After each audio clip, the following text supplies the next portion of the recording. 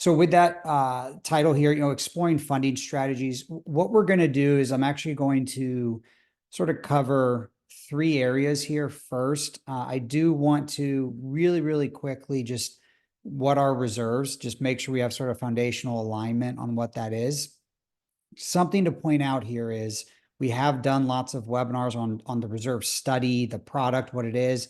If you're unclear on what a reserve study even is, unfortunately, we're going to blast right through that today, but we do have a lot of content on the website or even on YouTube that you can certainly go check out or sign up for a future webinar. But we're not going to really dwell on the core aspect of what a reserve study is, hoping that the vast majority of everyone here already understands that. So we will talk on the review of just reserve funds, then step into the two methodologies to, in essence, calculate funding, and then really get into the three funding goals. And both the calculations and those goals, they're really defined by CAI, and we'll take a look at each of those. That's where we'll spend our time, and then we'll get into that Q&A and hopefully answer as many questions as we can get to. So again, just starting off bare absolute basics on when we're saying reserves, what are we talking about? So the reserves, they're funds set aside for very specific use, right? And there's always gray area in anything, and certainly in the world of reserves. But generally speaking, right, it's for capital expenditures. So not capital improvements, not new additions, and it's for these planned projects. I put on here not a raining day fund. I just don't like that type of moniker or anything similar to that, because that sort of implies it's just this pool of money for whenever something happens. And it's a bit more calculated than that, right? Of course, it's a forecast. Things are going to occur at different times than exactly when a reserve study predicts it. But that's really what the purpose of these reserve funds are for. There are some state-specific things. Well, actually, I have a few slides on that in a little bit. But again, really generally here, just saying the reserves are specifically allocated. And that's a key thing to always keep in our mind. What I think gives a really good, I guess, definition is from something that CAI put together called the Explanation of Reserve Study Standards. And they talk about what are adequate reserves. And I have that on the right side of the screen. I know there's a lot there. And normally I don't want to read just right off of a slide, but I think it does a really nice job at explaining what this concept of adequate reserves are. Again, there's going to be state or local municipalities that may have specifics you must follow, and that would always take precedent. But if we look more broadly of what the concept is, I think this really spells it out nicely. And so the key things to think about when we're thinking about a reserve fund plan is we want it to be equitable, right? So this concept of everyone's paying their fair share. And by doing that, we have timely execution of those major projects, all while minimizing risk of, I would say, special assessment, but more broadly, they use a better phrase, to be honest, of without additional supplemental funding, because that can come from a few different revenue streams. It's really important for us to make sure that makes sense and resonates with us. Also, before we get into the latter part of this, where we're going to have a lot of different numbers on screen and sort of get into the minutia. The minutia matters. It's obviously we have to calculate this, and as a reserve study company for doing this over 30 years, not myself, but as a company doing it over 30 years now, we get into the weeds of this. But starting here, I think, is important just to conceptually understand, hey, what are we trying to achieve? And this is exactly it. We'll talk about the chart. I just put this chart up here. You'll see it later. I'll break it down. I don't really need to dwell on that right now, but I want to make sure we just get that concept generally of adequate reserves. Now, unfortunately, I've been doing this about 11 years now, and I can't say that I took this picture, but I see the reality of this all the time in this industry, unfortunately, is that we want, at times, different individuals want to just ignore reality, right? Of the CapEx that's coming, the funding needs that are going to need to be met. And at times, people sort of turn the other way, bury their hand in the sand. And, it's really, really risky. Most extreme example is what unfortunately happened down in Surfside. There's been other structural issues that have been catastrophic. And then even just the financial impact of kicking that can down the road and not getting on an adequate funding plan early enough, it only is compounding the problem, right? The community, the building, the assets are continuing to age and break down. Lack of maintenance or deferred maintenance is now causing the eventual CapEx cost to increase even further. And those just sort of really work in tandem to send a community into a very precarious situation, right? I don't think anyone on this call today should be falling in this camp, because you're obviously saying, hey, I want to understand this more. Maybe you already have a reserve study and you want to understand what's going on with the funding recommendation, or you're thinking about getting that reserve study. I probably am not speaking to these people today, but unfortunately, you may have others in your community, on your boards, or just know some folks. I think education around sort of the why and what we're doing is really important here. And really, with what we've seen happen in the past couple of years, the change of the legislative landscape, we would say is accelerating. So there's been some states that have had laws related to reserve studies or reserve funding for a while. And it's started to pick up pace. And as you can see, there's many states in just the last couple of years that are being added into this grouping, where to some capacity, reserve studies are required, and or reserve funding. And that really is putting boards and managers, into this scenario where, if overnight, potentially, with how some legislation goes, you need to get to a funding level that's deemed appropriate, that can be very challenging. So what I think is really important is communities get ahead of this, regardless of what that legislation says, and get a reserve study and start to follow it, right? Follow that funding recommendation. And that's really going to get us into this first part when we think of the funding plan side of a reserve study. Now, I said I wasn't going to go to the basics, but it'll take 30 seconds just to sort of make one comment of, reminding everyone here, when we have a reserve study, there's really two main pieces to it. There's a capital expenditure plan, or the reserve expenditure plan, and then there's the funding plan, right? The CapEx plan is really derived from that site inspection, where we're learning about the assets of the property, their condition, their quantity, things like that. And once that CapEx plan is mapped out over a 30-year period, that's married up with that funding plan, which we sort of go back. The goal of it is that adequate reserves. So that's what the reserve study is in the absolute nutshell. So that funding plan side of it is what we're going to talk about today. And once we've established the CapEx, there's a lot of things that are important, but one that I want to start with is we're going to run through a couple of scenarios here today. All these funding plans are built on the exact same CapEx schedule, right? Really, really important concept to understand is we can provide, in essence, an infinite number of funding recommendations. In reality, we'll sort of see how. And those are all to achieve the same expenditures. And that's an important concept to remember, right? So we can approach it in many, many different ways. So to actually calculate that, CAI defines two methods, or two methodologies. Okay, the first one that we have up here on the screen is our cash flow.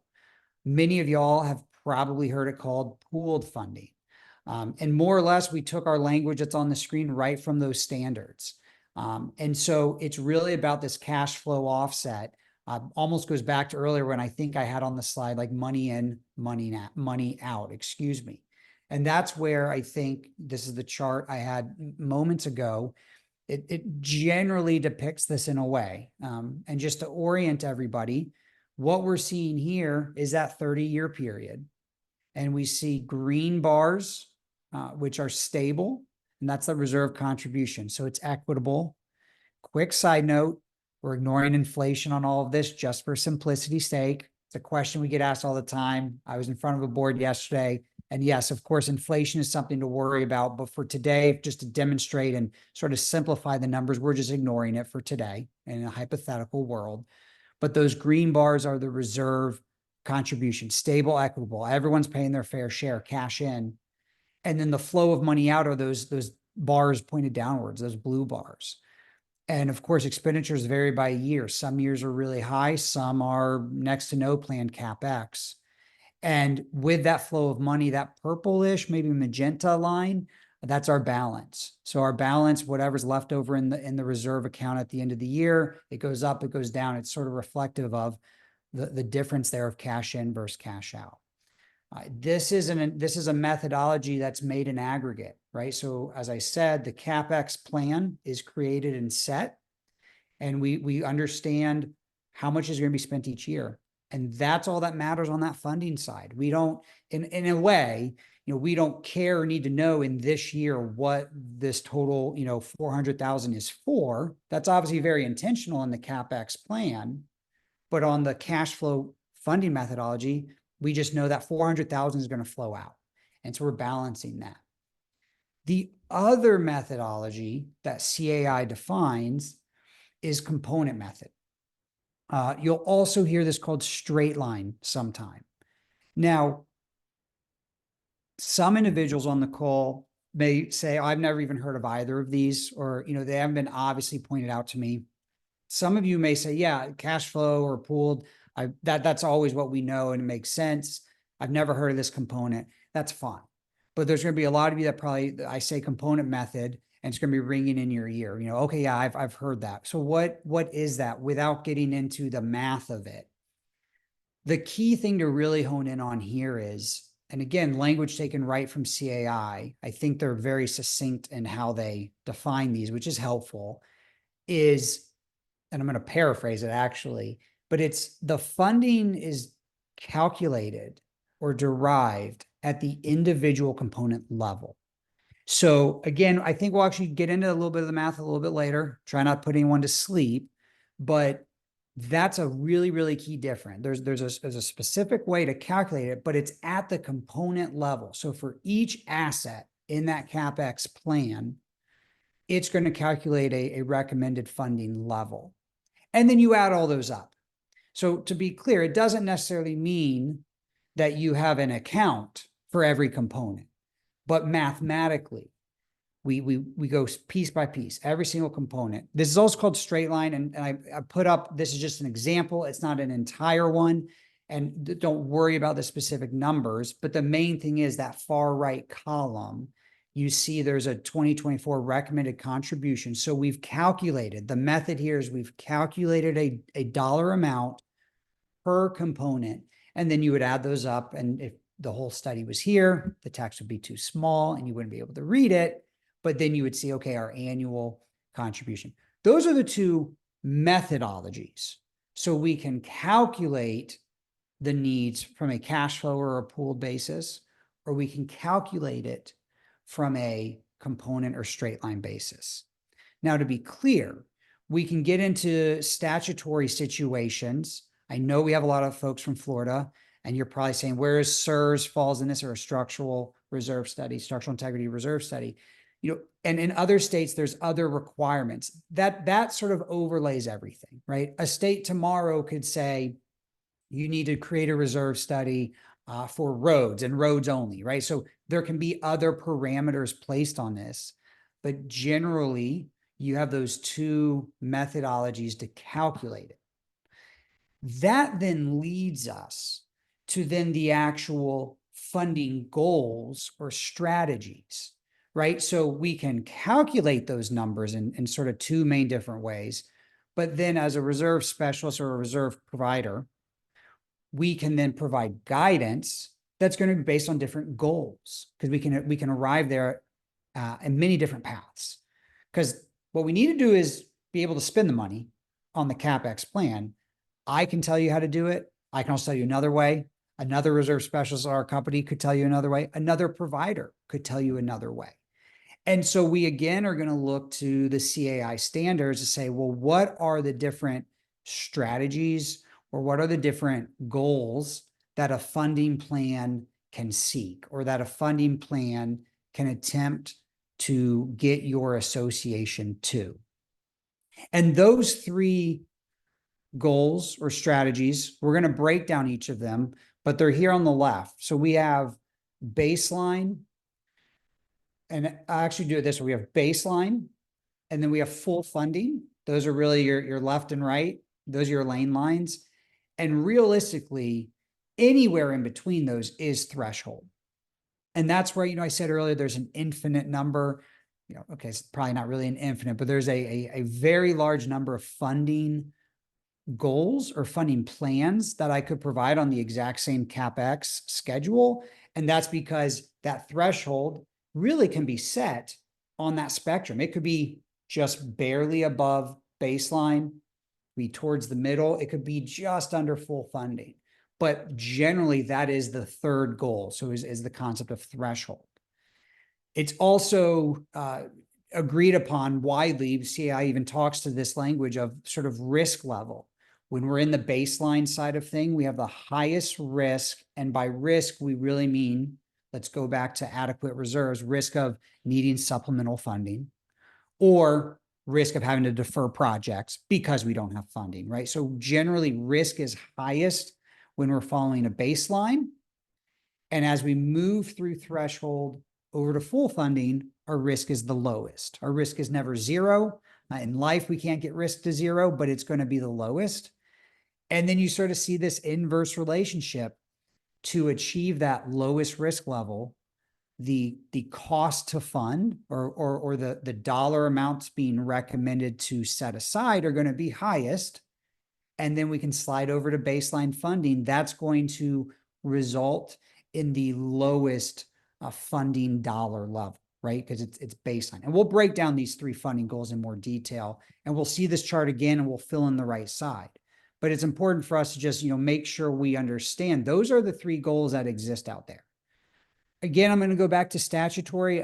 Any state or municipality can sort of layer on top of this and require different, they can require a certain goal be used. A lot of the most recent states aren't being particular on the goal, but they're giving different types of guidance. So there can be variations or constraints to this, but these are our three goals. So we're going to start with full funding. And to actually start with that, we're going to have to work through some definitions. Now, when we're putting this presentation together, we spent a lot of time, how much into the weeds do we go trying to strike that balance? So we are going to get into some of the numbers here. Hopefully we're using simple examples. I'm going to try to step us through this. But again, if questions are coming up, put it in the Q&A. We'll either answer it publicly or follow up after the fact. For full funding, before we can even read that really second bullet, we need to talk about that first one, because the second one's the definition, but it in and of itself has a definition. So we need to think about this concept of the fully funded balance. And so it's a formula that's up there, and I'm going to show you on the very next slide this play out. The fully funded balance for each component is, in essence, the value of its used up life. That's what that equation is telling us. So we take the cost of the asset times its effective age divided by its useful life. So I have some numbers, but I'll go ahead and sort of articulate it. If an asset is halfway through its life, the fully funded balance is half of its replacement cost. And of course, wherever it is in that lifespan. That's the fully funded balance. And that's calculated through component methodology, right, for each component. And so then we can define, okay, well, if we want to be fully funded, then it's a very simple definition. Our reserve balance is equal to this calculated fully funded balance. Okay, that's what full funding is. And so I have, ignore the bottom table initially. Okay, let's just look. I should have hit it. I didn't think of that till right now, but that's all right. The top table. Let's look at just that first component. The roof. And remember, ignoring inflation everywhere, let's just pretend it doesn't exist. The roof costs $100,000. Its effective age, it's 5 years old into a 20-year life. 5 divided by 20 times $100,000 is $25,000. A quarter of its life has been used up, so its fully funded balance is $25,000. That simple calculation would be done at the component level for every component the association has. And of course, different costs, different effective age, different lifespans. We simply calculate that individually. And for this community, the fully funded balance is, for this point in time right now, is $64,250. So if we were to say we want to be fully funded right now, this point in time, we would need to have $64,250 in the bank. Now, the bottom table I put here, I may be confusing us, but I just felt simple to talk about it right here. Very often you would run this analysis and then look at your balance sheet, realize you don't have it, that exact same amount. And so what you would do is you would say, well, what is our balance divided by the fully funded balance? And that gives you your percent funded level at this point in time. So if this was your community with 22,000 in the bank, you're not fully funded because you don't have $64,250. So again, fully funding is when your balance matches that fully funded balance. So if I told you I have an underlying capital expenditure plan that's used through all of these scenarios. And if we took that and we then developed a funding plan that provides full funding by the 30th year. Now, that's a really important concept to be aware of. It's very rare, I can't say never, but it's very rare that you're going to receive a reserve study where in the very next year it says, go to this amount to be fully funded next year. It could happen. From my experience and talking to others, it's quite uncommon. Some states even have a statutory requirement that a funding plan be included that gets the association to 100% funded by the end of the study. Okay. And so that's what we're seeing here. We again see our green bars of contributions, our blue bars of expenses. And there's two lines. I know it's a little messy, but trying to tell you the whole story in one snapshot. You then see really key into that orangish, goldenrod line. You see it's climbing up, and right at the end of the study, it gets to 100% funded. So by the end of the study, their balance is matching the fully funded balance. And you can see as time goes on, they're walking towards that. And it's not a straight path because of cash in, cash out. But you see, in just a couple of years, they've really improved it from being, in essence, 0%, I'm very underfunded, to 40% funded within 5 years. And then it takes a number of years because we're targeting 100% in that 30th year. Over on the right, we just giving some nuggets of information, right? So this worked out to achieve this funding goal, same underlying expenses. To achieve this funding goal, it's costing just around, I'm going to say, $80,000 a year for the association. And over the 30 years, we're collecting $2.36 million. And it works out to $213 per owner per year. This is a very somewhat basic HOA, if I remember correctly. So any condo, high rise, or townhome folks on the call, you probably thinking, oh, I'd love if I only paid $213, but this is mainly like a little amenity area. So again, that's full funding. So I'm going to go on. Don't need to dwell on this. A lot of the detail, we're just going to go right past it for sake of everyone's time. One final thing on full funding, because I feel we were maybe going to get this question because this gets tossed around a lot. So the question being, well, isn't component method, if I'm following component method, I thought I was fully funded. And as I just showed you, that funding plan, they were fully funded in the 30th year. So if we take the component methodology and see the contribution that it recommends the very next year, there's a common misconception that I'm fully funded. And that's almost never going to be the case. I'm going to try my best not to put anyone to sleep here, but I want to walk through this sort of briefly just to touch on it. So for simple math, we have one asset we're talking about. It's painting, costs $100,000, lasts 10 years long. And we're going to pick up this story 7 years into life. So effective age is 7. We think back to that fully funded balance, the fully funded balance calculation. at 7 years old, we would expect $70,000 for the fully funded balance. And unfortunately, they're not there. They have 26,500. That's what they have. So for awareness, we said, well, let's figure out what their percent funded level currently is. Right now, we're at year 7. They're 38% funded. And they've already budgeted, not our recommendation. They've already planned a budget or contribute, excuse me, $5,500 this year. And so they're going to end this year at $32,000. So if we're putting together the component method funding guidance for this hypothetical community with one asset for simplicity, what we're going to look at is we're going to say, okay, well, you're in the 7th year and you need to have these funds on hand at the beginning of the 10th year, because you need to have 100,000 at the beginning of year 10, because guess what you're going to spend in year 10? You're going to spend 100,000. So we're going to say, and the math going on behind the scenes here is, well, you need $100,000 and you're going to start next year, year 8, with 32,000. So we need to bridge that gap. And how many years do we have to bridge that gap? We have 2. So we're going to put 34, we're going to tell you, put 34,000 away in year 8 and another 34,000 away in year 10. And again, that's so that at year 10, you have the 100,000 to spend. So when we iterate that, you notice the percent funded level is only 100% once we're finally ready to replace that asset. So if this was the funding plan I gave you, the component method funding plan I gave you, and you followed it to a T next year, you're doing the right thing. But what you don't want to say is you don't want to say we are fully funded. You're adequately funded, and you're on a path to be able to achieve the expenditure needs while minimizing risk of special assessment or supplemental funding.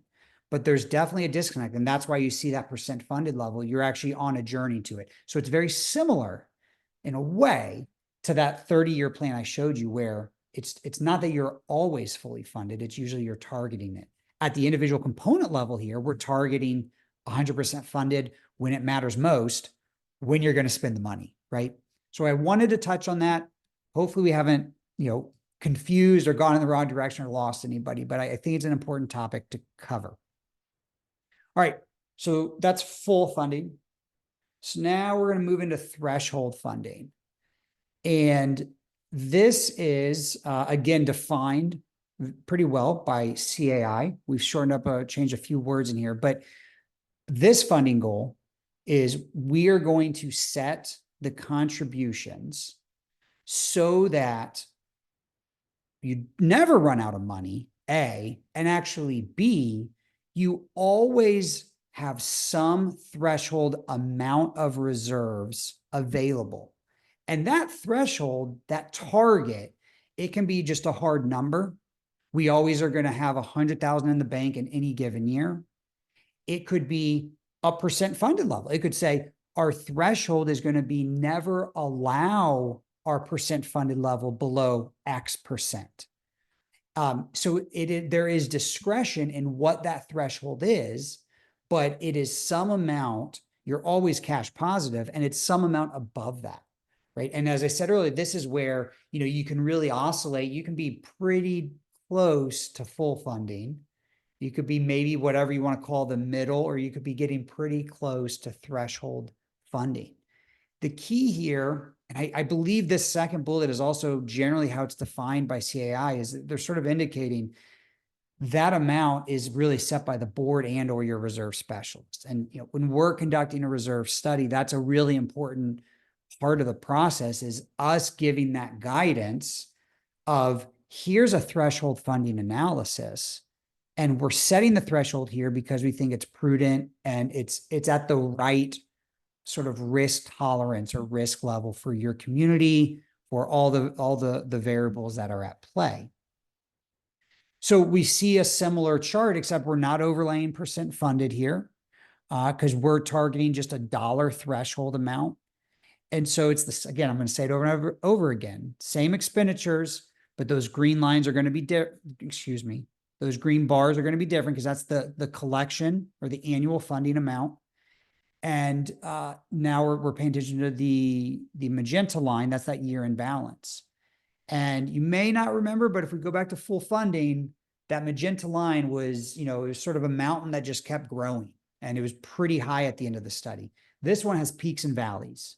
And so you, of course, peak, you have a lot of money usually before major CapEx, and then we can see the low points. And over to the right side of the screen is where you really see that threshold. There's a year at the very beginning because they're so underfunded, but there's not a lot of major expense. But look towards the right, starting in year like 2048 to 2051, we see that year in balance getting to its lowest amount, its threshold amount. And it's also centered around some large CapEx. So this threshold analysis, to pay for the exact same CapEx, has an annual funding of $52K, or about 1.5 million total funding. And we'll put these all on the screen together at the end so you can sort of see them. But as you can presume, based on the original table, we would expect this to be less. This requires less cash from an association.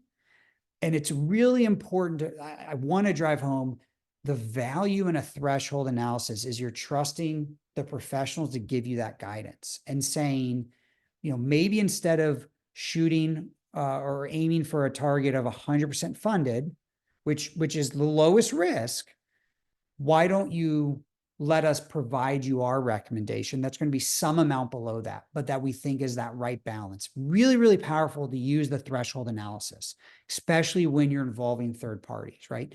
And you as boards, you can do this. You can put together a study, barring state requirements. You can put together a study on your own, and you can go through these thought process of, well, let's maybe set the ends. Let's set a full funding amount. We're about to see baseline. And then maybe you as a board, bring in finance committee, folks like that. You can do it on your own. And then certainly we recommend working with third parties such as ourselves and others. That's where a lot of value is going to be derived, helping you find that sweet spot, as I like to say. And then finally, we get into the riskiest goal or strategy. And that's where we'll still stay cash positive, but this one's really easy to define. We run you down as low as we can. Mathematically, you usually can't get exactly to $0, but we run the funding plan. So you're still covering your expenses, but in typically one, very rarely can it mathematically work out to happen in multiple years, unless we're really playing around with the contributions, which we don't like to do because we want them stable and equitable.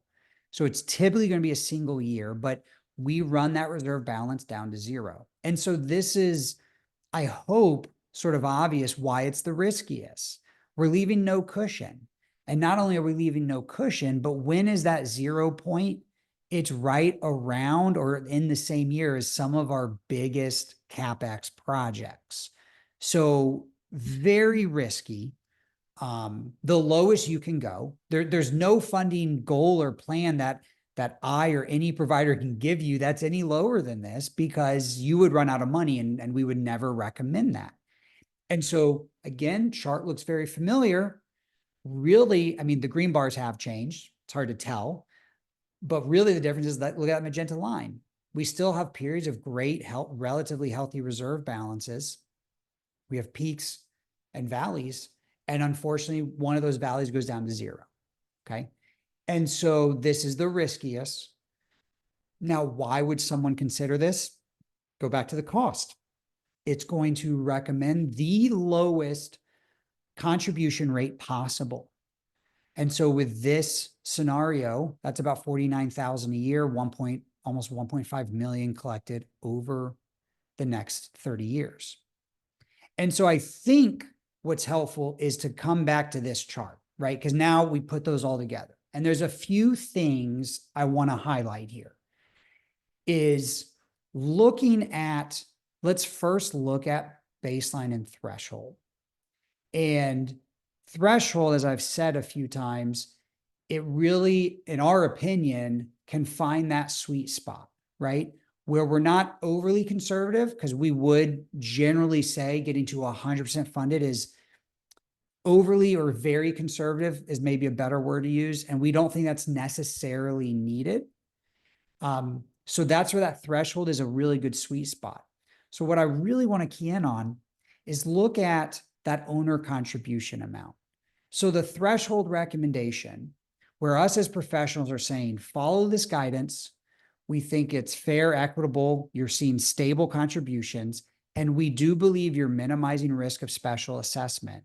And that's costing $141 a year per owner. Now let's go to the extreme. Let's go to the baseline. And I hope by now you sort of see the risk level that's there. And you may be thinking, well, Andrew, that was X years out in the future. Sure, for this example, it was. Sometimes that critical year is just a few years out. So do keep that in mind. What's the benefit of going to that baseline? We're shaving, in essence, a negligible amount off of that individual owner contribution amount to do what? To get really, really close to having the need for a special assessment or supplemental funding. So typically a baseline plan is just really not a good idea to follow.